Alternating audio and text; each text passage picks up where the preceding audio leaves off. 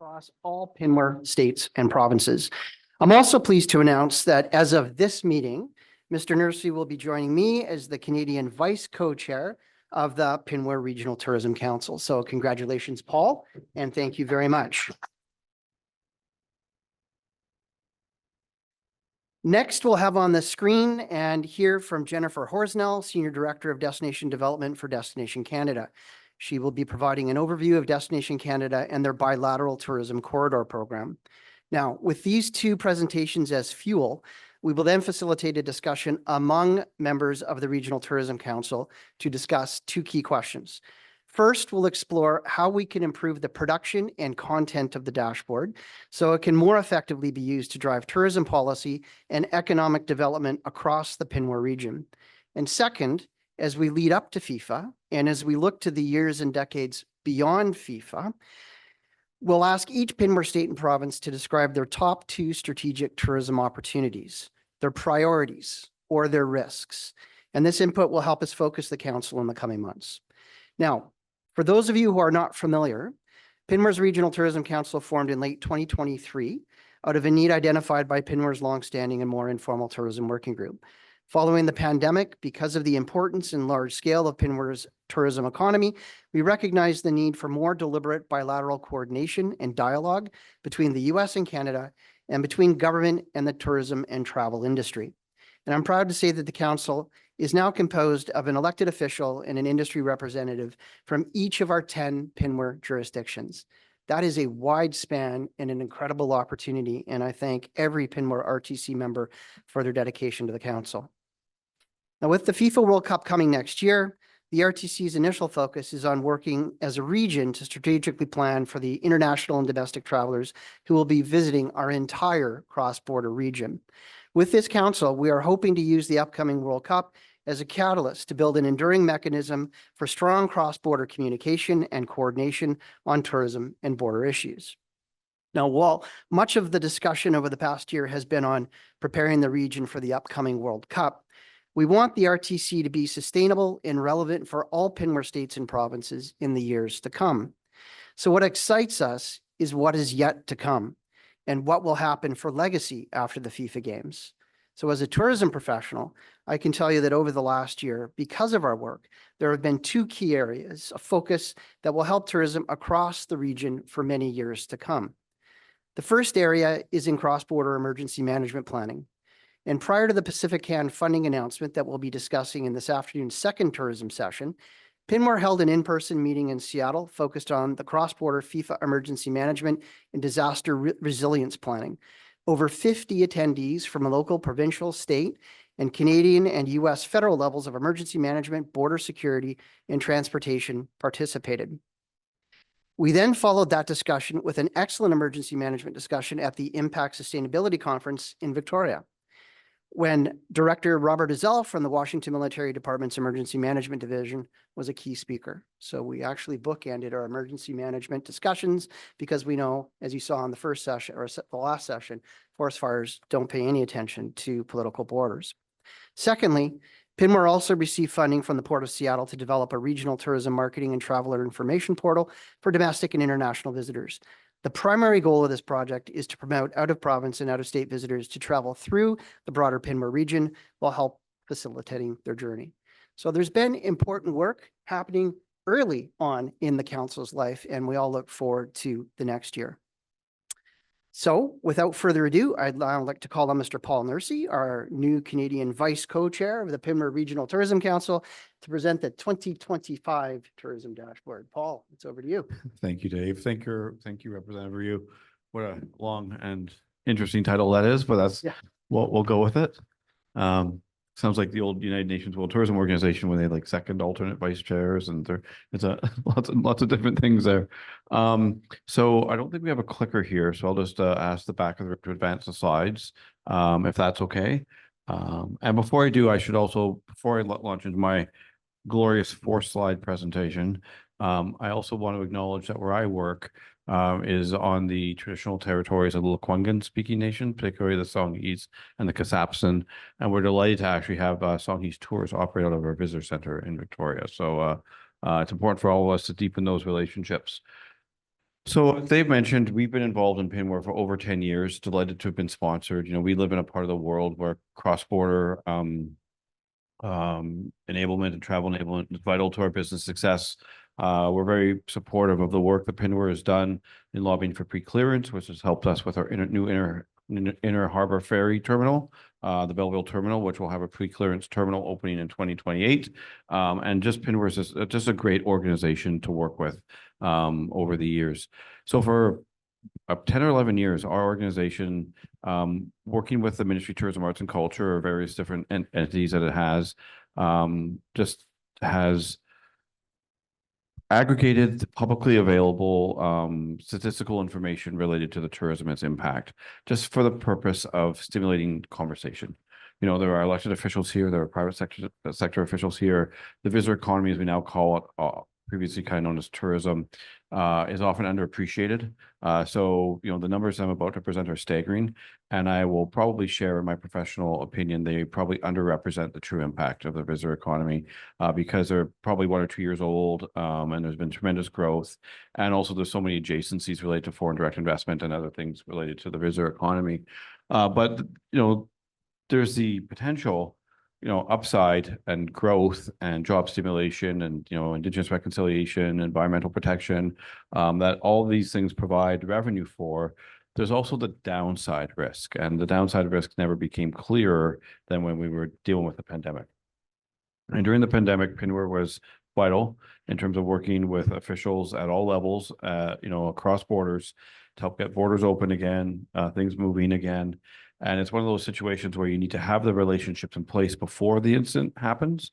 So that's why I'm very pleased that one of the learnings from the pandemic was creating the formalized Regional Tourism Council, where now we have a public sector and a private sector representative from all 10 Pinware regions.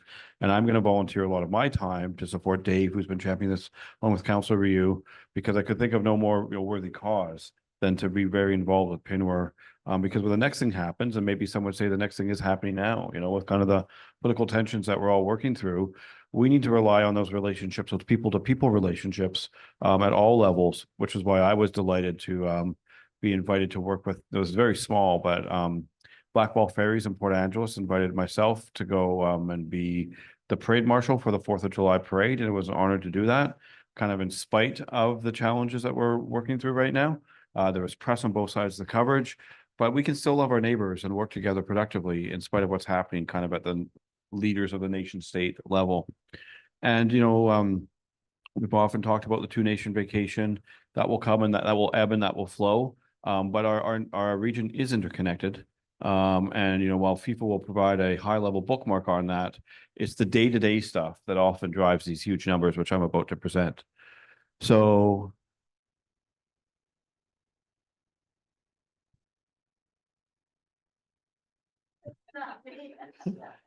page down. There we go. Okay, here we go.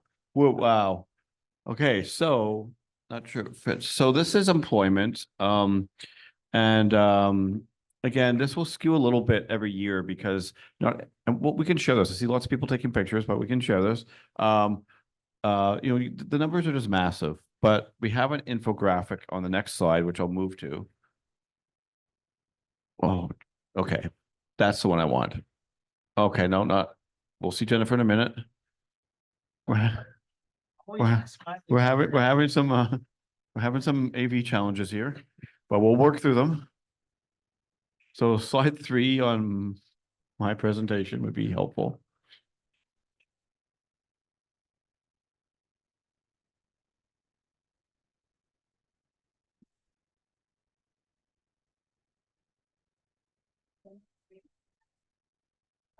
Yes.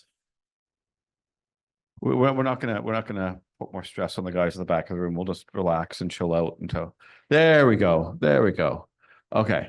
So, so just under 1 million jobs for all the published data, in the Pinware region. I would argue that's more than 1 million jobs. I think that's a fair assumption to make.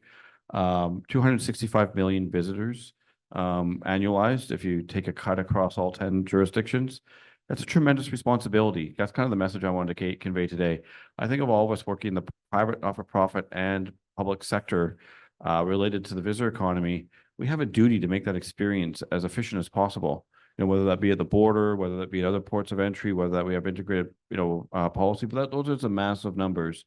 And of course, approaching $100 billion in annual revenue, that generates just a ton of taxes and fees at all levels.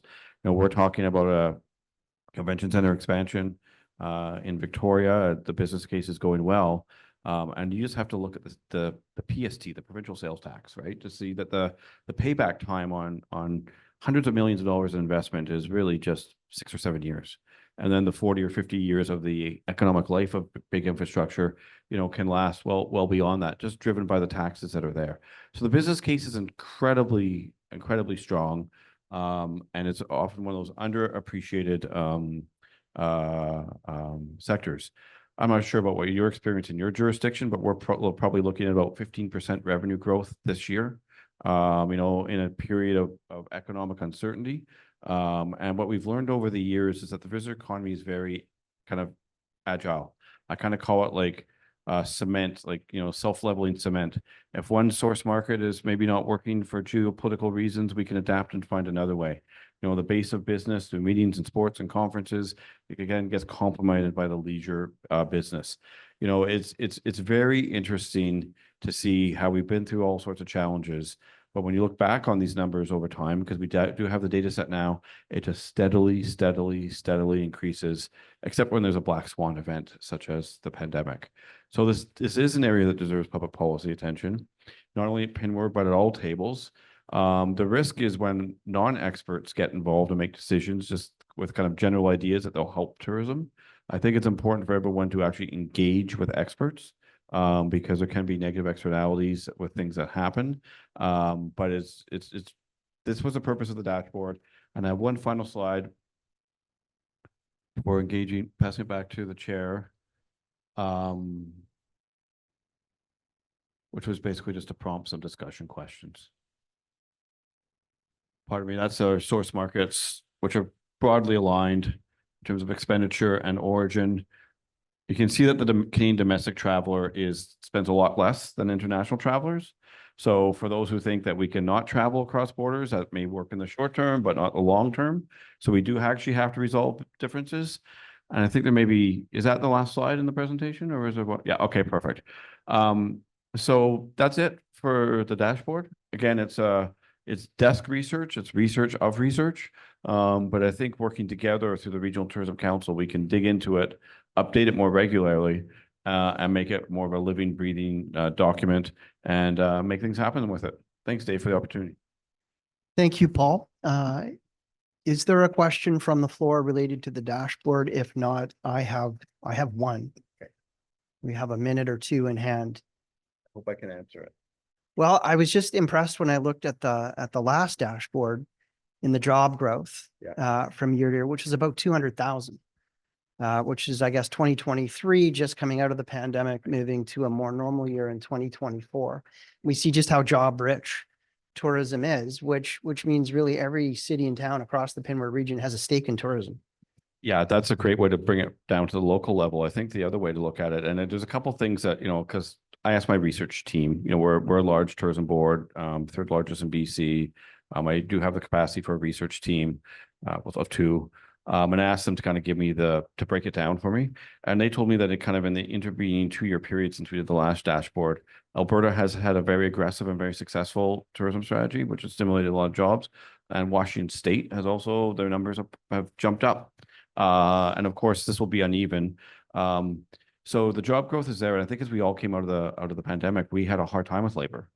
Whether, most of us are close to the ground and we talk to operators all the time. They had a hard time with labor. That's not the case anymore. Now when jobs are posted, there's multiple applicants. We know that the economy is a little bit softer. It's providing jobs for local residents. I think there's less discussion around, foreign workers and things as there used to be. That's still a hot topic. So it goes to show the ability to grow during challenging times and also absorb labor during challenging times as well too. So it's good to see us approaching more normalized employment. Thank you, Paul. And I'll leave you with one thought as we move towards the second part of our discussion today. When we have the Regional Tourism Council on Zoom and in the room, and we start to think about how we can make the dashboard better. What comes to mind to me are the questions around the quality of jobs. The fact that those 977,000 jobs, many of them are mortgage sustaining, family sustaining, good paying jobs, whereas the reputation and image of the tourism industry often is frontline. But I think people in the economy forget that we need those on-ramp jobs for young workers, and we need employment for people of all ages as people age out of the more physical work market too. Those are great points. And with AI eliminating a lot of entry-level jobs, people do need on-ramps into professional employment. The final thought that I'll lead is there's another body of work going on with Destinations International. That is the Trade Association for Tourism Boards Worldwide. They have a foundation that has about a $2 million USD budget, which just does research and policy work annually.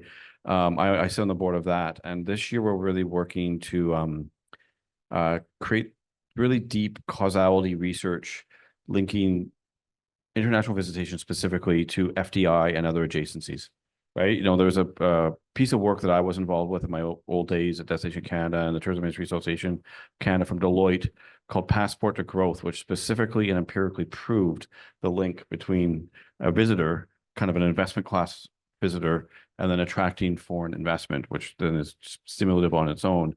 There's, you know, various mathematical and academic formulae around that. So there's going to be fresh research from 2025 coming out in about 3 weeks linking to that. So there could be an opportunity, and we can make that opportunity because one of the vice presidents for Destination International lives here in Seattle, to link up some of their good work with the work of the Regional Tourism Council so that we don't duplicate. You know, what's really frustrating, I think, for all of us is duplication, is overlap, is different bodies doing different things. And so there's really tremendous work going on there on the kind of the policy side. And I see PINWAR doing some good work. So we'll make sure to make those connections so that we aren't kind of creating a duplication in terms of body work. Thank you, Paul. That's an excellent button to land on. So I'll put the challenge out to the crowd to think of KPIs and what might be added to the dashboard. We had just a quick question up front. Let me do the running. Oh, wow. Hands-on president. Yes.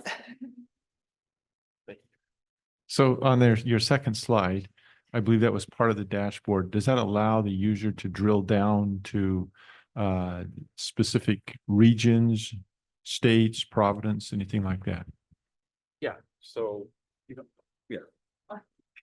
I'm grabbing it. So what you see is what you get on the dashboard. It's there as a policy tool, as a communications tool. So there isn't a whole bunch of data or usability below it. But I think perhaps with the Regional Tourism Council, there might be some ability to get a level down and build some capacity around it to do more things in terms of data manipulation. That's exactly the kind of comment and feedback we're looking for. We want to make this dashboard more robust. So it's a tool every PINWAR state and province can use to help guide tourism development and policy. Excellent point. Yeah. Okay. Anyone else? All right. Oh, yeah.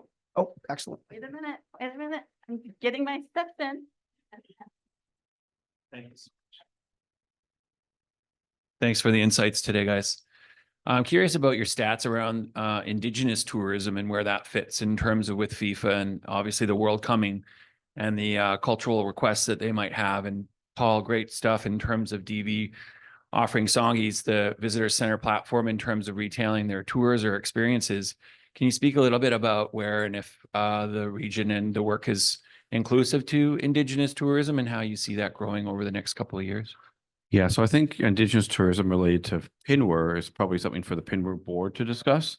I think, you know, in British Columbia and in Canada, and I'm learning that the United States is getting more organized in this space, there is still friction and challenges and conflict between the National Association of Indigenous Tourism and the BC. And I'm understanding that various provinces are now breaking free and doing different things.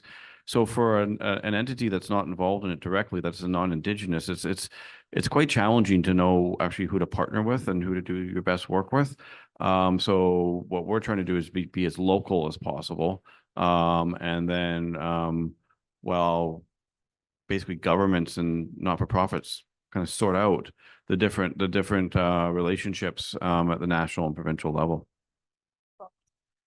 It's It's an excellent point. What would have been helpful over the last year and a half is some kind of KPI for Indigenous tourism for the Pinmore region, because what I've heard anecdotally, Paul, is that that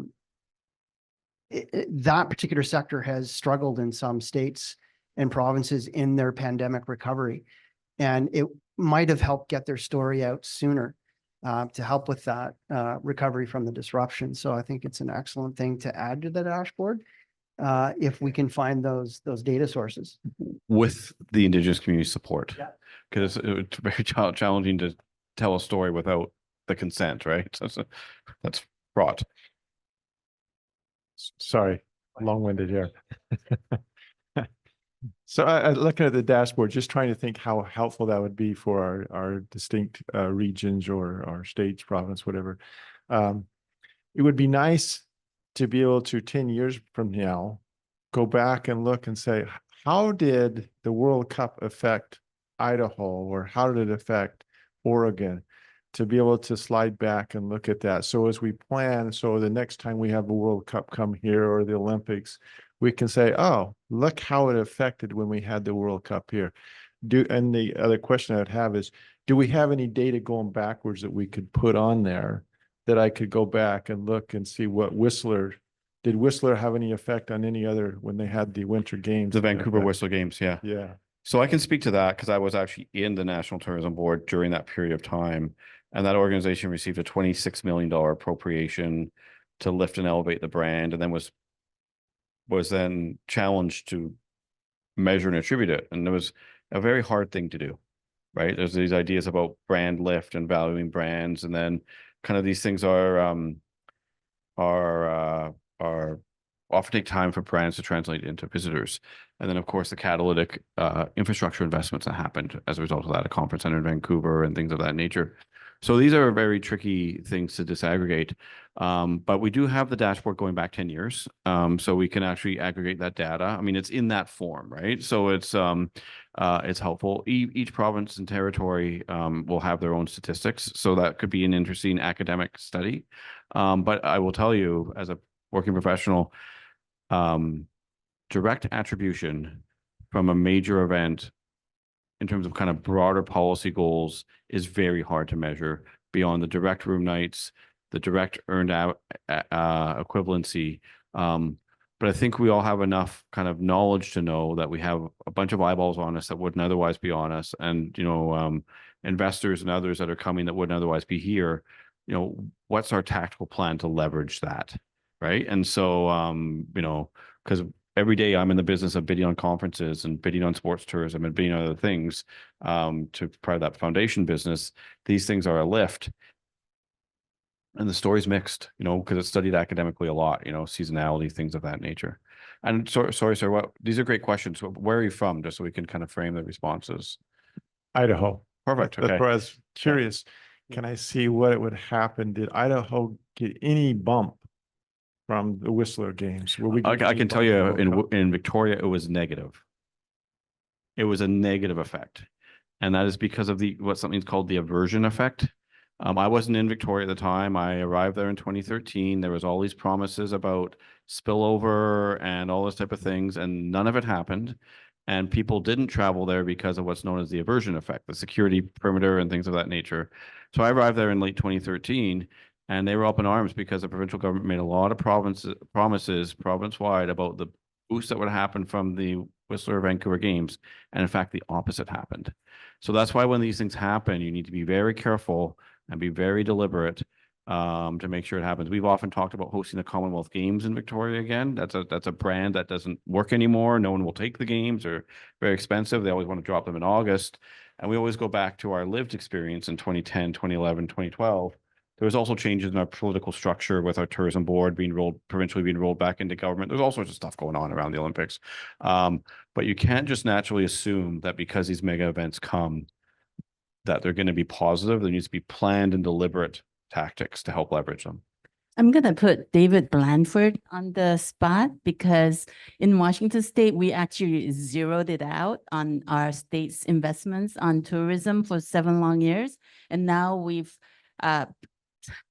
gave all of 1.5 million for 8 million people, which is anemic at best. And so this benchmarking and data collection and doing that, I think is going to be super important going forward. What are your comments? Save you a little bit of running, Madam President. Yeah, so I've spoken to this group before, including last year. We're building, I think, a more sustainable and competitive state tourism program in Washington, and we're part of the way there with thanks to Representative Ryu and others. And we're exciting to the public-private nature of it. That's really what PennWAR is, and that's what the Regional Tourism Council is really about as well. And so we're sort of following that spirit. This data is very helpful and something that we can build off of and link to. I especially like the component parts. Dave, to your point, the jobs and the rampway jobs. I hadn't heard that term before. I love that. I think that's so critical. The tourism sector led employment growth in Washington prior to the pandemic. And during the pandemic, it took the biggest fall. We dropped 40%. And so now we're number 2 to Alberta, and that's really encouraging, but that shows that trajectory. It shows the power of what could be. We need to invest more in Washington, and we're working on that. But data every step of the way, that's what has brought us to where we are. That's what's going to be continuing to be important. And I would say too, that with data, always with data, you have the data and then you have the messaging, and linking those two is so critical. And that's Paul, what I like about your presentation. There we are. You very effectively went from data to the key messaging. And so much of that is illustrative for those who are not initiated in tourism. They don't really fully understand because it's such a broad industry. There are so many business segments that it's hard to really drive that back to impact. Thank you, David. Yeah. Those are excellent comments. And when we have the RTC on the line, one of the questions I'm going to ask them is, Paul has been a superhero with his team volunteering to pull this difficult thing together every year, and he deserves support. We need to build on this and make it more robust so that we've got the comparative ability in the dashboard, the drill down ability in the dashboard, so that people can walk away. But beyond that, as a council, we need to decide on the messaging each year. What is the message coming out of that dashboard that we can, with our government colleagues, work productively on?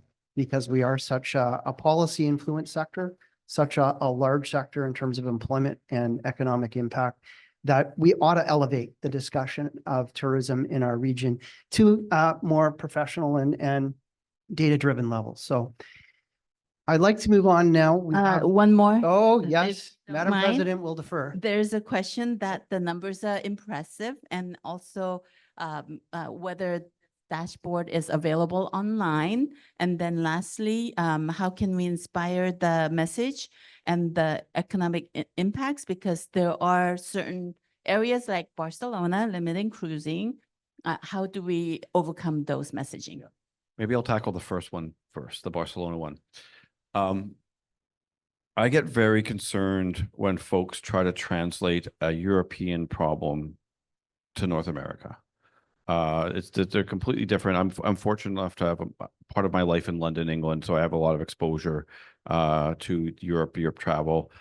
This is very high population densities in a very small geographic area with more holidays, high-speed rail, ultra low-cost carriers, and almost every city has something of interest, whether it be a castle or some sort of cultural activity or food thing. So very quickly what's happened is big cities, second cities, third tier cities have become very busy all the time. Holidaying in, no one works through the weekends in Europe. The culture is just very different. There's more people moving around and they're able to. So we in Victoria, there's been a tiny little narrative around sustainability and perhaps over tourism. So we did some really in-depth research and we published it, and we'll publish a full report within a couple of weeks. 1,400 sample size, so larger than like a national polling, for the most recent Olympics. And in fact, we have 98.5% support for tourism. And of that, almost 40% would like to see more. So there's also a narrative on Vancouver Island that tourism is bad, it needs special management and things like that. But our citizens in Greater Victoria have actually said overwhelmingly that not only is it part of the economic solution, they would like to see more of it. That, which is good, right? So I think that's a good thing. So I think careful messaging, we focus on corporate communications a lot. It does need to be managed and stewarded. But I think for all of you who influence policy, Skift is a publication of the tourism industry. They now regret publishing the word over tourism because it kind of created its own thing. Just be very careful if an activist or someone brings that up to you and ask them to do some like real detailed study or surveying of their community about the public support for tourism, because it's one of those things that's often underappreciated. And when you dig into the numbers, like we have activists in Victoria, but they're very, very small number. And they may get an outsized play in terms of, access to city councils or things of that nature. Having the data behind you is very helpful. And then is this online? No, we don't publish online, but we'll share it with Pinwar. And I'm sure that Tara and the team will be happy to share it with any delegate that requests it, right? Thank you, Tara. Question? Commissioner Feldman's here. Hi, Fred. Hi, and thank you very much. I really appreciated that comparison with the European cities and the density issue and stuff like that. But I mean, we do have certain locations that are highly concentrated in an otherwise, geographically large United States. Right. We have all that space, but there are places close into the city that are not with the capacity to absorb that. So I wouldn't be dismissive of those concerns, and we ignore them at our peril. So I think we need to be talking about tourism management. Yeah. And that we shouldn't hide from concerns about over tourism. I think if we don't say we're actively doing things to address without overstating its magnitude of it, but That's right. for communities that are feeling that pressure, if we are not, I like this whole new term, instead of a DMO being a destination marketing organization, a management organization. I think the public would really appreciate knowing that we're thinking about that. And then Indigenous communities in particular have great reluctance in the state of Washington because of this sense of infiltration to their communities. So I think all those things are important so that we kind of stay ahead of the curve. Yeah. And then but I really do like that point that Dave made about there's data, there's messaging, and then I would add there's messengers. Yes. And I think having folks like me talking about, oh, we have an airport and a seaport, more is better, is not the effective person, but the people who are actually the practitioners, the communities, to the degree we can show those people, I think is more effective. Agreed. And the small businesses as well too, right? Yeah. Small businesses, jobs, and then of course, because in Washington State anyway, we count restaurants as part of the tourism industry and as exports, because people are enjoying the food and experience and dropping their money, of course, and then exporting the memories, whether it's within the state or out of state or overseas. So I think definitely it's how we message it and who messages it and how people feel when they hear that message. So thank you so much. Those are excellent points. If I can share one comment about the kind of the over tourism piece, which our research did share, which was illuminating. There's 2 or 3 weekends that we might experience that feeling, right? Where residents may feel that. And what it actually is a blend of is kind of beloved local events combining with the high season. So for example, we have a symphony event where they do a big concert on the Inner Harbor, a couple 100,000 locals come down and participate. And oh, by the way, it's also a cruise ship night. So it's often that blend. So it's kind of taking that nuanced approach to understanding them. But I like your point about the messengers as well. Great This is discussion. a rich discussion, and we have the timeline. I'd like to thank everybody. You're really begging. Can you hear me okay? The point of the dashboard is about truth. And I think Fred, you raised an important issue. I think tourism would be wise to capture the friction points in our communities and find a KPI that the public understands, that legislators understand, and honestly report that. And then we can work on those issues because we all want tourism to be sustainable environmentally and culturally and economically. We need that triple bottom line approach to tourism. And I don't know how we're going to do it without a tool like that that unites us as an industry. So we need to keep this dialogue going and every year make the dashboard better. So I hope this is the start of a decade of conversation around the dashboard, using it as a tool to bring us together. We've got another very interesting project to explore next. Jennifer Horsnell, Senior Director, Destination Development for Destination Canada, has been patiently waiting online. And yes, you look like you're responding to what I'm saying, Jennifer. So we've got a connection. That's great. She's going to talk about the Bilateral Tourism Corridor Program. Jennifer, I'll turn it over to you. Thank you so much, Dave. Just making sure you can hear me and you can see my screen. Loud and clear. Excellent. Thank you so much. Good morning. Congratulations, Paul, on your appointment as Canadian Vice Chair to the Council. That's exciting news for us as well.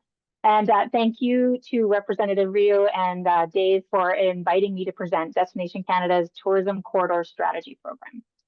I'm joining you virtually today from the traditional, unceded, and ancestral lands of the Silks Okanagan people. And as part of my reconciliation journey, I've been learning in Tsilkshan, which is the local language. So I say to you, Hus Kokwast, good morning, Way, greetings, hello, and Limlet. Thank you for inviting me to be here. Okay.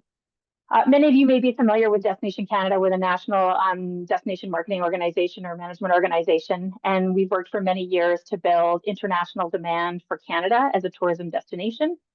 However, in recent years, we've also realized that we had a role to play on the supply side or in the destination development space to ensure the visitor economy is resilient and we compete globally. So we engage in destination development with two focus areas, two buckets of work. The first is planning and strategy, which is really fundamental to our global competitiveness because it ensures that we're adapting to market trends. But just like you were talking about, we want to be proactive in addressing visitor and resident needs and ensure we're listening to what communities tell us. So through that work, we develop tools and programs to create strategies, corridors, and connections in communities to be very intentional about the visitor economy. And that's what I'm going to chat with you about today, the Tourism Corridor Strategy Program. As well, we also look at thought leadership and have convened a group of destination development leaders across Canada to get together to have conversations, to foster innovation through dialogue and to share case studies, best practices. We also share that information on a Knowledge Hub platform, which is an online resource for our colleagues throughout the industry.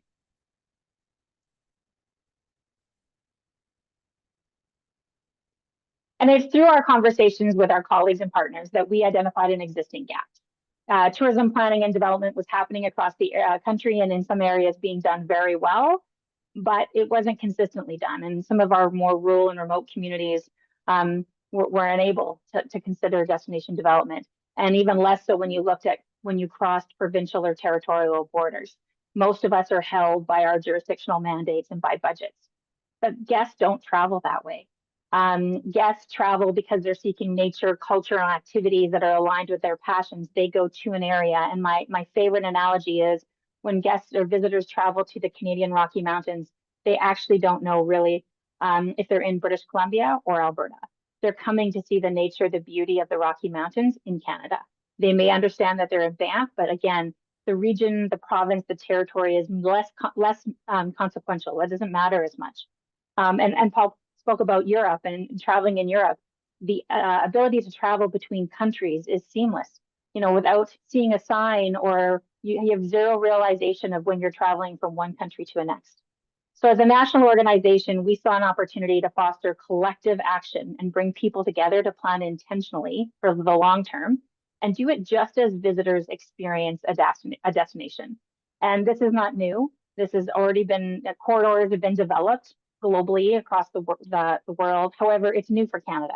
And so we looked at many international case studies to both inspire and inform our program, such as Faulty Ireland's Wild Atlantic Way or the Great Ocean Road in Australia, Route 66 in the United States.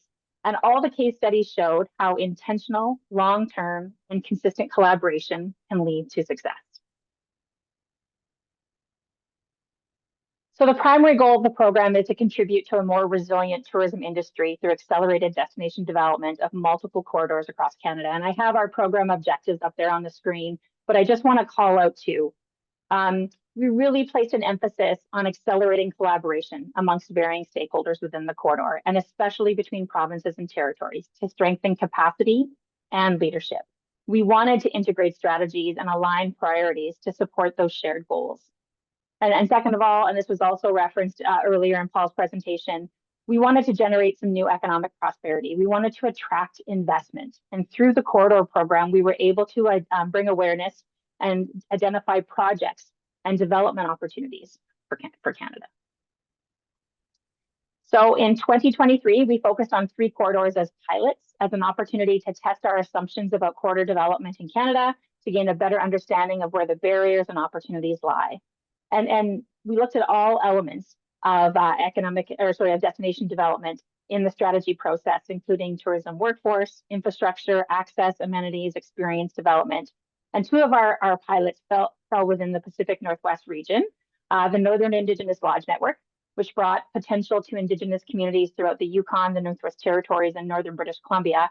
And this was really about connecting the amazing Indigenous experiences already taking place in the North with and pairing it with Indigenous-owned accommodation that strengthened and made a more authentic transformational experience for visitors, brought new economic prosperity to smaller Indigenous communities in the North, as well as addressed the chronic shortage of accommodation in Canada's North, outside of Yellowknife and Whitehorse. And right now that corridor is in the implementation stage. We've seen some Indigenous-owned accommodation emerge within the corridor, some new properties that have been purchased by local First Nations. And right now we're working with our partner ITBC to seek a consultant to help us kind of really refine and identify those net components. So still in the implementation stage. The second is Sustainable Journeys from Prairies to Pacific, and that was a partnership with our colleagues in Travel Alberta and at Destination BC.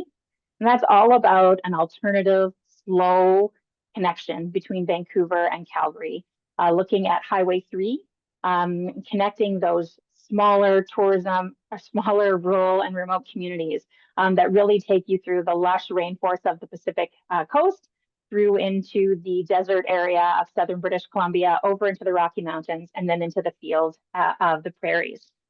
At this point, we're still working with our corridor partners to vet the investment projects within potential communities, but some community investment readiness work has already started to get done. Destination BC or JEDI, the Department of Ministry, partnered with the BC Economic Development Association to talk and to do some training as well. We've seen that take place in Alberta as well. And so while our 2023 pilots have wrapped up, we're still working closely with the corridor teams to ensure that momentum continues. So we were able to take some time to really evaluate the 2023 pilots, what worked, what could be improved. We chatted with our consultants, our partners, our participants. We even did a series of conversations with receptive tour operators to get feedback and direction for another intake of the program. And we relaunched the Tourism Corridor Strategy Program in 2024 as a 2-year program. So right away, you can see some of the feedback we received was, this can't happen all in a year. We need to spread this work over a 2-year time period. We again had 3 deliverables with a strategy to define the vision, align resources, and really focus on that collaboration. We wanted an implementation plan to execute the strategy, but we really dug into the investment plan this time. We had previously called it a financial plan, but again, bringing more focus to investment, identifying gaps in resources that were needed to deliver the strategy, highlighting investment opportunities, and really creating that value proposition for investors, whether they're public, private, domestic, or foreign. And so during the intake period, we accepted proposals through an online submission form. And while it was relatively simple, we had some key learnings from 2023 that we implemented in this round. And you can see some of the questions that were on the submission form on your screen. So wanted to call out collaboration again, that being one of our key objectives for this program. This year, we asked for evidence of collaboration. We really wanted to ensure they had done their due diligence, they had connected with communities, with their DMOs and relevant stakeholders, and were able to demonstrate this support. And so we wanted letters of support, testimonials. We wanted to see where they had participated in reports or studies within the last 3 years with various communities or organizations, if they had MOUs or agreements in place, or even a summary of projects already completed that involved collaboration between some of those destinations. And we really also wanted to focus on the project or team governance. While Destination Canada supports and facilitates the delivery of the program, we needed to ensure that there was a structure in place with a designated corridor lead to implement the strategy once the program had been completed. Okay, so once the intake period was closed, our assessment team reviewed the submissions to evaluate it, and we had 26 submissions in 2024, 2025. You can see some of the criteria that we used to assess corridor submissions. But at a very high level, it needed to align with the federal tourism growth strategy, provincial, territorial, regional, and municipal destination development strategies, and answer some questions for us about how it would impact labor, either availability or shortages within that area, dispersion, both geographically and seasonally, if it had a regenerative approach to tourism, and ultimately demonstrated that it would be community-led through substantive community engagement. And as well, we ran all of our submissions through Tourismscapes, which is a relatively new tool from Destination Canada that gives a visual representation of several different inputs, including the tourism intensity, the tourism employment and business mix, seasonality, and accessibility, all within that geographic area. And I'm happy and thrilled to share with you some of the 2024-2025 corridors, 3 of which fall into the Pacific Northwest region. So the first is the Northern Sky Corridor, which connects Edmonton as the gateway to Northern Alberta and the Northwest Territories. It celebrates the region's Indigenous cultural heritage, art, and experiences surrounded by expansive natural beauty between the land and the sky. This corridor aims to develop new export-ready products and itineraries to attract international visitation while enhancing the overall tourism visitor experience in Canada. I'm not sure how well you can see this chart on your screen, but I will say there's a map of the geographic area on the right, and underneath is a list of the letters of support we received for that corridor. And then we really tried to dig into the commercial viability, looking at the access points through Edmonton International Airport and Yellowknife. And then looking at some of the rationale, how it aligned to existing strategies. And for the Northern Sky, it was really in line with our marketing program to promote the Northern Lights that we hosted Destination Canada, but also the North and Indigenous experiences was called out by our conversations with the receptive tour operators as being a high demand area and some potential opportunity for Canada. The next corridor, which many in the room will be familiar with, is the Juan de Fuca corridor, which spans both sides of the Strait of Juan de Fuca and crosses the Canadian and US border. So focusing on enhancing community well-being and safeguarding natural ecosystems, the corridor will develop the region's economic, social, and cultural potential through sustainable coastal tourism. And so this is the first program to cross into the United States, and it offers new opportunities for us to engage with Canada's largest international market. And you saw that from Paul's graph with how valuable the US is to Canada. This corridor is especially exciting, given our partners include the Regional District of Sooke as the corridor lead for Canada and Pinwar as the corridor lead for the United States. And so I know both Matt Morrison and Tara and Gail Scott are in attendance at the conference. We thank them for their continued commitment to the program and know that they've put their hand up to answer any questions that might come with this corridor. So please feel free to reach out to them while you're there. And again, on the right, bottom right, you can see the many letters of support this corridor received. There was lots of excitement and interest. This connected Canada to our largest international market and a very important one for us.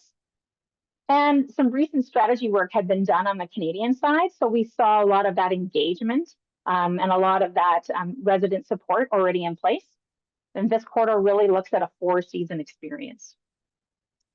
And the last quarter that I'm going to speak about, I know my time is winding up, is the Field to Forks, Saskatchewan and Manitoba Agritourism Corridor. So this leverages the region's status as one of the largest and most productive agricultural areas to really position Saskatchewan and Manitoba as global leaders in agritourism. It aims to showcase the province's thriving agricultural sector while offering visitors unique and engaging experience that highlight the journey from field to fork. And again, great letters of support, including the Indigenous Tourism Association of Canada, the Culinary Tourism Alliance. This looked at access through Regina, Saskatoon, and Winnipeg international airports. And it was also aligned with our business events and federal tourism growth strategy vision to attract more international events, conferences, meetings, things, events of that nature. Words are hard. And so lastly, I have a couple of websites there, both our Knowledge Hub as well as the Corridor Program website, where you can go to get additional information, and as well sharing our contact information. 3 quarter leads on the screen. We're always happy to answer any questions that you might have. And with that, I'll stop and happy to answer any questions now or just hand it back over to you, Dave. Thank you, Jennifer. That was a very informative presentation. And I'll look at the audience and at our president to coordinate any questions while everybody's getting organized. I have one quick one in terms of next steps. You've got some corridors that are running now. What is the vision for the future, the next intake? I imagine you're going to be harvesting feedback and learning. And this process will be somewhat iterative. There'll be data and lots to learn. It'll make a great case study going into your next cohort. So I'm just wondering about the future. Great question, Dave. Yeah, so right now we're really focusing on implementation and working with our corridors. So we have 7 corridors in place right now.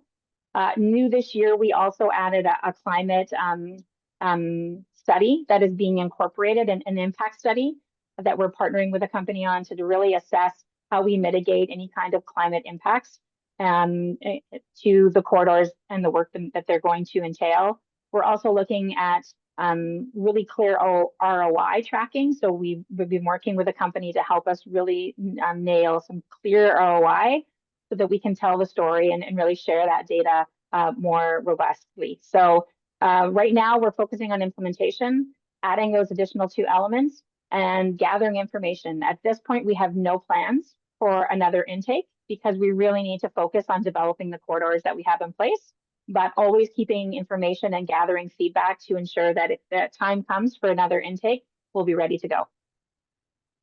Thank you. Tara? Thank you. A quick question. Washington State does, I think, a fairly poor job. We don't like to talk about ourselves, which makes tourism really challenging. I just wondered in these corridors, and congratulations. I mean, it just looks like such a well thought through program. Are you utilizing signage on the highways to bring people off of the highway and include other small towns and communities as you go through these various locales? Great question. So with each of the corridors, the corridor leads work to determine the corridor boundaries.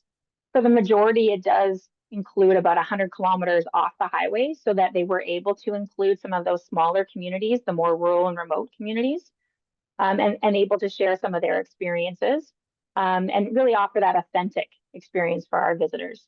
Absolutely. I think it's really important that we look at how we can help develop tourism or the visitor economy throughout the entire corridor. At the time, we're not building signage. This is all about identifying projects that need development in the future to make this corridor, must see a legendary journey of the future in Canada and into the United States. However, I'm sure when it comes time to look at marketing and promotion, highway signage will be an integral part of that. If I may, one of the things that one of our very popular chain stores have is the concept of 3 SKUs. So if you stop anywhere, if you go into their store, you walk out with 3 different products, putting something together. And it's a great concept when you think of at any stop, is somebody going to take away 3 SKUs from that locale? Great concept.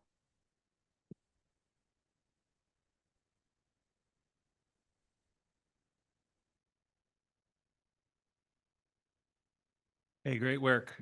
Curious about the Juan de Fuca corridor. Has there been an example where there's been cross-border collaboration before? And my second question is, will that corridor be accelerated in order to really position for FIFA and the World Cup? Great questions. I may defer to some of my colleagues in the room. I know there's been smaller collaborations across the border. I can speak for my own region in the Okanagan Valley. They've done some work down across the border into Washington State. From my experience, I've been at Destination Canada 3 years now. Definitely, this is the first on the development side. Development work is fairly new for Destination Canada, so this is the first time we've tried to build out on the supply side. Paul, I don't know, in your time at Destination Canada, was there any of that kind of work from your experience? No, it's very hard to collaborate across borders. I'm not sure if there's actually American investment in this program. There's someone at the back who has raised their hand. Yes, there actually has been some historical participation across from Victoria to Port Angeles. Yes, absolutely. There two come to mind. We did a campaign called Get Off the Rock, which was very successful with the fact that people in Victoria can see the Olympic Peninsula, they can see the mountains, but they always want to know what's over there. And so we had advertising and radio and all kinds of things, mostly connected by Black Ball Ferry. And Black Ball Ferry has been the connector also on one we call the Two Nation Vacation. So this is over the last 15 years that I can answer that. Would you ID yourself, please? I'm sorry, I'm Debbie Wardrop. I'm with the Olympic Peninsula Visitor Bureau consulting and serving on the Juan de Fuca corridor. Thank you. And also Alaska and Yukon have done quite a bit of stuff as well too over the years. Yeah. All right. Okay, ready thank for you, the Madam next? President. Thank you, Jennifer. That was an excellent presentation. And I hope you can stay online and listen to our last few minutes as we bring the members of the Regional Tourism Council that are both in the room and online. And we may be able to widen this up to some audience input as well. And we've got two questions to consider. Tara, you're going to put the slide up now with some questions that the audience can think about. So as I mentioned earlier, Paul and his team have been working with the Tourism Strategy Branch in BC to produce the dashboard for a number of years. And we'd like to pose the question on how we can strengthen the dashboard, make it easier to produce, more consistent year over year, and give it more functionality. So already we've talked about the ability to drill down on the dashboard, some Indigenous KPIs, the ability to make it comparative year over year. We talked about what the messaging is at the end of each dashboard cycle and how we carry that out, and how we capture tourism sentiment and the topic of over-tourism and address it with honest data. So we've got some ideas already on the table. So I'm going to be asking representatives from each state and province just to chime in when they're ready. And I'm going to combine the two questions in the interest of time, because we're interested to hear what your number one and number two strategic priority or risk is in your state or province. And then do you have a suggestion for the dashboard? That's the simple A and B part of the question. What is on your mind strategically? Number one and number two, opportunity or risk. And let's make that dashboard stronger moving forward. We've got 10 or 12 minutes to go around the room and online. And Tara, I'm looking to you for digital leadership on the internet part. I can do the running, or you all can come up and speak at the podium. Either way. All right. Can our online folks hear us? If you have a comment, I know we have a number of our online RTC members. Go ahead and you can turn on your camera and unmute yourself to add your comments here. In the meantime, anybody have any comments or requests, feedback, further feedback? All right, I think we've done a pretty thorough Someone job. can come- Oh, I don't know. oh, great. Come on up. Yeah. Yep. I'm willing to share. I guess just another thought is it would be interesting to see what were your estimates or what your calculations you thought the World Cup was going to bring in, and then what it actually does. And as we look backwards and forwards, if we could do the same, to say, this is what we thought was going to happen, and this is what actually happened, then be able to drill down into states and regions and go from event to event and see how that happened. Idaho. So I guess the other important question, who has the accountability to do that? Is it the host countries? Is it the host cities? Is it the host states? You know, It's a big question. it's a big question, Yeah. right? Because none of us in the room were involved in bidding on the World Cup, have any kind of financial accountability or liability for it, other than maybe some of the cities and the provinces. So, you know, if you're looking for the public policy rationale, like where is the centralized secretariat or who's taking ownership of the World Cup and the policy committee discussions around that? And this is the first year that they've dispersed it to 3 different countries, right? Before it was a single state or nation and single city hosting everything. And now they've basically blown it up into 3 different nations. And so we're flying the plane as We are. we build it. You know, from an industry perspective, I hope we do the analysis at the end of the event and learn and record and discuss as much as possible so that in the future, when we have these large events, you know, being contemplated, we can all have data that we can refer to and make the best decision, because a global event like FIFA does bring a lot of threads together in a community, positive and constructive. So we need to be able to talk honestly about that. And I think there's even debate about what the methodology is, which is, you know, for me as a working professional, it's very concerning. You know, in the sports tourism industry in Canada, there's something called the STEAM economic model, which is kind of notorious for its exaggeration of economic impact versus conventions or festivals or things of that nature. So it's going to be very interesting to come out, see what comes out of the other side of the sausage maker in terms of how this is all measured in the end. So these games are described as in Washington State, Seattle, 6 Super Bowl size events. And so, which also means 7 Super Bowl size events, whatever your hockey version is in Vancouver. And so are there any lessons that we could learn from the Super Bowl events as to what they do to their neighbors? Senator Wellman. I'm not answering your question to that. One of the things, a couple of things. Number one, I'm assuming that perhaps people will be going back and forth between Canada and the United States.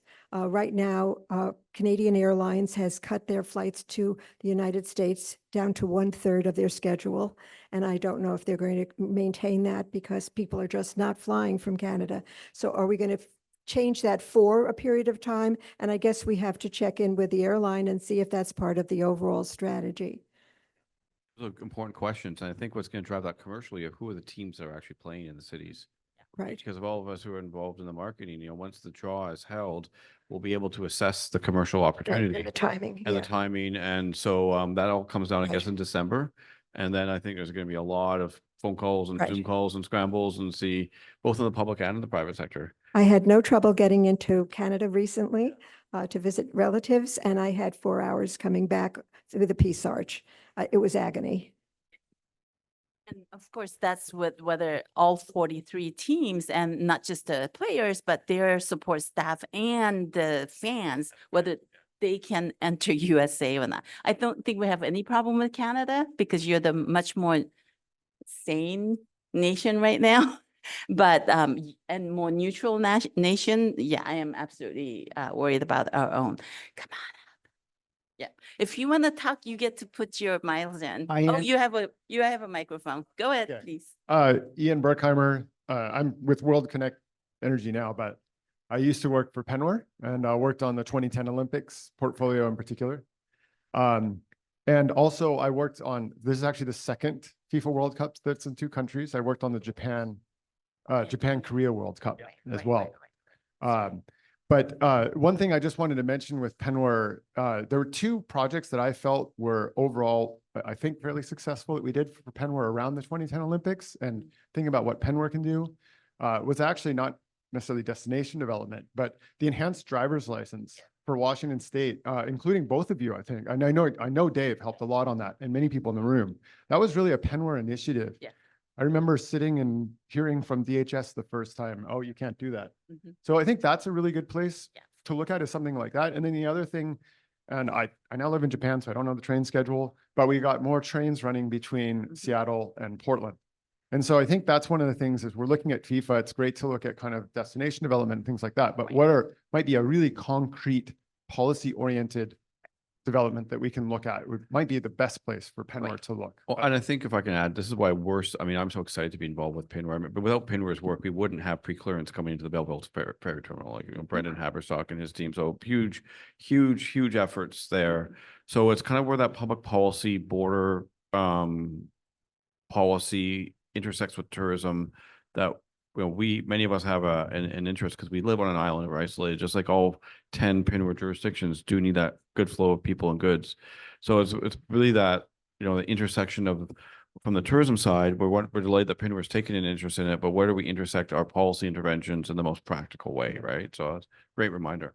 And thank you for coming from Japan to the tourism session. Yeah. You win Yes. the award. Thank you. Microphone. Thank you. And actually, for Korea, Japan, they put in an expedited lane for FIFA tickets, and it Yeah. greatly helped. Yeah. And actually, is interestingly enough, Japan and Korea have had a very difficult history. Yes. But the tourism between those nations, I believe, I'd have to look back at the statistics, but well, I know that it's increased a lot since then. And the improvement to be able to travel between them, a lot of that still is a legacy of those that World Cup. With K-pop and K-food, oh, absolutely, yes. Do you So want to mention the 1:45 p.m. session? I'm going to move in that direction because I'm going to answer my own question as a BC representative, because we have Dr. Troutman in the room, and I'm going to say from a BC perspective and looking at the games that are coming up, we have opportunity to look at the border and do a pilot, try something innovative, even if it's not, even if it's only part of the border or one crossing, to learn from this very unique event that's going to bring nationalities from around the world to our region. We want the border to work well for tourism. It's, we're tied to reputation, and disruption is brutal to recover from. So all of our border astronauts, I know, have been looking at this opportunity for a couple of years now. And I've just had an inkling about the level of discussion and the possibilities. And Ian, it is so timely that you bring back the enhanced driver's license discussion. If you talk to Solomon Wong right now, he'll talk about, I call it EDL 2.0, right? And this opportunity in the US to maybe make that document more common among states and more used for even domestic travel. So there are opportunities, I think, from this event. And I hope that the awareness of people looking at our region inspires them to travel here, because I think there is benefit for every city and town, and we need people to disperse. We don't all need them at the same place at the same time, the same day of the week. We want them to see our entire region, and we want our communities to embrace tourism. We want to see it as something that enriches their community, not detracts from their community. And we just had a massive event in Victoria, the Deuce Days, 1,300 Deuce Coops come up to our city and do a takeover. And that is all US based, pretty much. Very visible. And it really was heartwarming to see that mix of people from different countries over a common mission. And that's the beautiful thing about travel.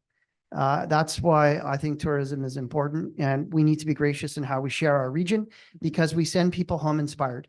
We have a beautiful eco-oasis, as Gail Tarleton used to call it, that we all have a role in protecting as well and sharing that, because we trade off of that, frankly, in the tourism world. That's why this data is so important, we need to be sustainable in everything that we do. And these are the themes that the Regional Tourism Council will carry forward on. So with that, this afternoon, Yep. we've got a great session, 1:45, Mhm. I believe.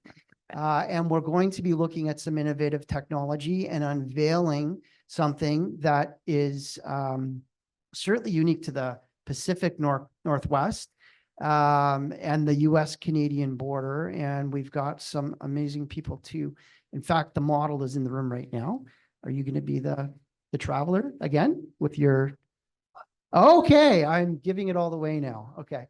But please come to this afternoon's Yep. session and listen to the various interesting projects and the possibilities that are going to unveil next. So And I'll turn it back to you now. yes, and I want to thank all of you who are working super hard on the tourism sector, because besides the jobs and the economic development that you provide, it actually really helps, for instance, Washington State attract talent. People who want to work in high tech or even to the universities when they can get visas to enter.